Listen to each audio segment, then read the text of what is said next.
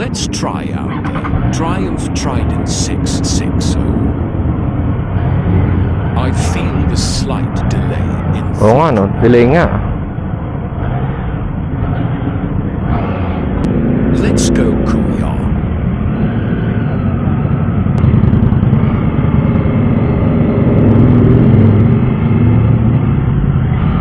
A lightweight and a very nimble bike.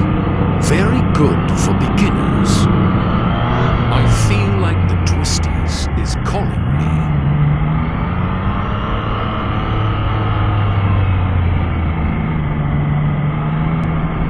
Can't wait to test this out on the open road. Triumph Boccanini. Salamat na madami. Thank you po. Sana nag-enjoy ka. Sir, natanggal na ba sa Daytona yung delay throttle? Sa Daytona na-minimize. Na-minimize? Kasi yung throttle body niya, 3 individual throttle bodies na. Ah. Tapos na sports mode na siya. So medyo na-minimize ng konti. And then I saw Daytona 660. Let's start this baby out. Good Lord.